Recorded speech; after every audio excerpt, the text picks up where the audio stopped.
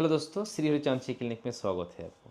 हमेशा एक सवाल मेरे पास में आते हैं, सर पाइल्स बीमारी कैसे होते हैं और फिशर बीमारी फिस्टुला बीमारी को कैसे समझेंगे। सही पूछते हैं। कई बार पेशेंट को इन ना समझ के वजह से ही बीमारी काफ़ी हद तक बढ़ जाता है। आज मैं इस विषय में आसानी भाषा में आपको बताएंगे। दरअसल पाइल्स लेट्रिन रास्ते के भीतर या बाहर में मांस बढ़ जाना को ही बोला जाता है। कई बार व्यक्ति को ब्लीडिंग होते हैं, मांस नहीं समझ में आते हैं, तो उनका साथ में ये बीमारी कहाँ से आया, क्या इसमें फिशर हो गया ना कि फिस्टुला हो गया। कई बार सुने हैं फिस्टुला बीमारी होने के बाद कुछ कुछ ब्लड का अंश भी आ जाते हैं। और इन सारे बीमारी को हम क्लियर से ही समझेंगे। फ्रेंड्स, बवासीर बीमारी सही पूछते हैं, मस्सा बढ़ जाने को ही बोला जाते हैं।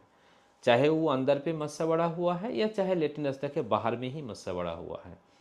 ये मस्सा दरअसल हेमोरॉइड्स नाम से ही जाना जाता है। अगर मलदर के भीतर में कोनो मस्सा बन गया हुआ है या हेमोरॉइड्स हो गया है तो आसानी तरह से आपको समझ में नहीं आते हैं जब तक वो अलग अलग रूप नहीं लेता है। समझिए कि जो पाइल्स बीमारी होता है ये नॉर्मली दो प्रकार का, एक इंटरनल हेमोरॉइड्स यानी अंदरी बवासीर और एक एक्सटर्नल हेमोरॉइड्स यानी बाहरी बवासीर। ये जो इंटरनल हेमोरॉइड्स होते हैं सर, ये इंटरनल हेमोरॉइड्स को चार पार्ट में आपको बांटा जा सकता है। समथिंग फर्स्ट ग्रेड का, सेकेंड, थर्ड और फोर्थ स्टेज का। ये जो हेमोरॉइड्स है ये अलग अलग रूप से ही आपके साथ में वो क्रिएट करेगा।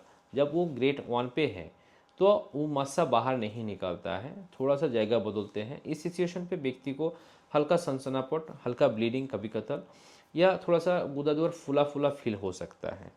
और इस सिचुएशन पे व्यक्ति का ट्रीटमेंट ना होने की वजह से कुछ दिन बाद में ये ग्रेड 2 में पहुंच जाते हैं। जब ग्रेड 2 में ये हेमोरॉइड्स आ जाते हैं तब मस्सा का कुछ अंश बाहर की ओर निकल जाते हैं। कई बार फ्रेंड्स मलदर के भीतर में 2 से 3 जगह पे मस्सा बढ़ जाते हैं, लेकिन एक ही मस्सा आपको बाहर में देखने को मिलता है। मगर ये बीमारी इतना में ही सीमित नहीं रहते हैं। थोड़ा दिन बाद में जब ग्रेड 3 में ये हेमोरॉइड्स आ जाते हैं या बवासीर का मस्सा और बढ़ जाते हैं तब ये ग्रेड 3 में आ जाते हैं। फ्रेंड्स, ग्रेड 3 का जो हेमोरॉइड्स होते हैं तो ये काफ़ी हद तक लेट्रिन रास्ता के बाहर में मांस निकल जाते हैं और अंतिम में वो पुश करके भीतर करना पड़ता है। ग्रेड 4 का हेमोरॉइड्स यानी पूरा एक डेंजर कंडीशन पे ही लेट्रिन रास्ता के बाहर में मांस निकला हुआ दिखाई देते हैं। सो फ्रेंड्स, इन सारे बीमारी को हम इसी रूप से ही समझ सकते हैं जो ये बवासीर का अंदरी वाला बवासीर हो गया है, चाहे वो बाहर में क्यों ना निकल रहा है।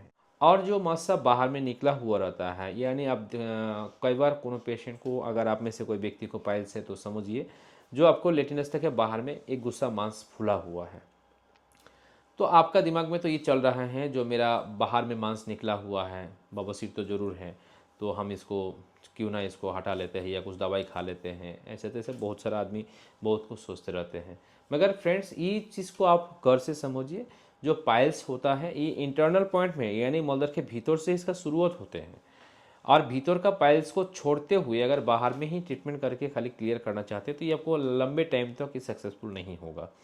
तो अगर आपने इस बीमारी को क्लियर करना चाहते हैं तो इंटरनल एक्सटर्नल दोनों चीज़ को ही आपको कवर करना होगा, तो आप बीमारी से क्लियर हो सकते हैं। पाइल्स के बारे में कुछ जानकारी तो जरूर मिला है। अगर आपका साथ में ऐसे कोई आभास आ गया जो आपको बहुत ज़्यादा मात्रा में लेट्रिन करने समय पे काफ़ी हद तक दर्द होते हैं या तीर के माफिक ब्लड छूटने लगा और ऐसा भी फील होता है कि जो लेट्रिन का रास्ता पूरा चीर रहा है या फट रहा है, तो फ्रेंड्स समझिए आपको फिशर का प्रॉब्लम आया है।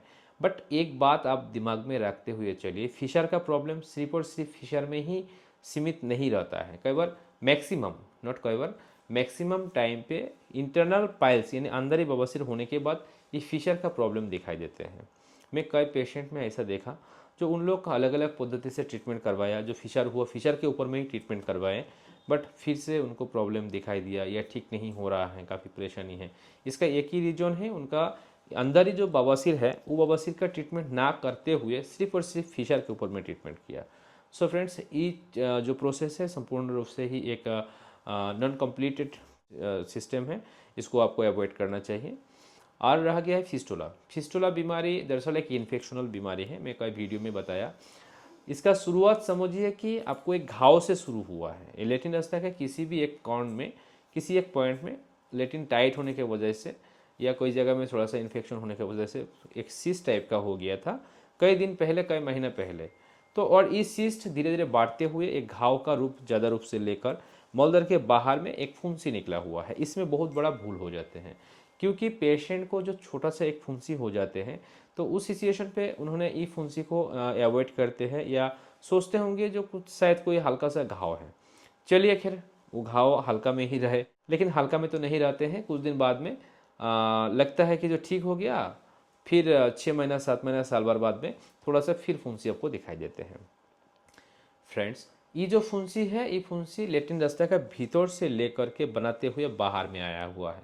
तो समझिए एक लंबा सा एक घाव है, लेकिन आपका लेट्रिन रास्ता का बाहर में छोटा सा एक घाव दिख रहा है ना। ये छोटा सा एक घाव आपका मतलब छोटा सा बीमारी नहीं है, बीमारी पूरा लंबा है। अगर लेट्रिन रास्ता का भीतर में ये पूरा सुराख को ही समाप्त नहीं किया जाए तो आपका ये बीमारी कभी नहीं ठीक होने वाला है। सो फ्रेंड्स, आप इस बीमारी के ऊपर में ध्यान दीजिए। इसमें कभी कतल आपको फुंसी जैसा घाव जैसा निकलेगा, और इसको ठीक करने का तरीका आपको ठीक रूप से ही लेना होगा।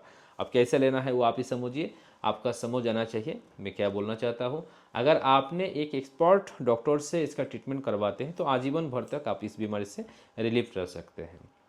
आपको सुविधार्थी में बताना चाहेंगे, काफ़ी ऐसे जगह होते हैं जहाँ पे ये पाइल्स, फिशर, फिस्टुला, इन सब बीमारी का ट्रीटमेंट के बारे में बताते रहते हैं और आप वहाँ पहुँच भी जाते हैं। कई बार इस पोजीशन पे पेशेंट का साथ में गंभीर से गंभीर रूप ले लेता है। साथियों, आपका ट्रीटमेंट करने के लिए हमेशा ध्यान रखिए, एक रजिस्टर्ड डॉक्टर को ही आपको ढूंढना है, एक रजिस्टर्ड क्लिनिक में ही आपको पहुँचना है। साथियों, हमारा क्लिनिक जयनगर वाटरवेज चौक में है। ये एक रजिस्टर्ड क्लिनिक है। यहाँ पे हर कर्म क्रिया संपूर्ण रूप से लीगल तरीके से ही किया जाता है। अगर आपका साथ में कोई परेशानी है, एक बार सेवा करने का मौका जरूर दें। संपूर्ण रूप से ठीक करेंगे और सुस्त रखेंगे, ये मेरा वादा है। नमस्कार।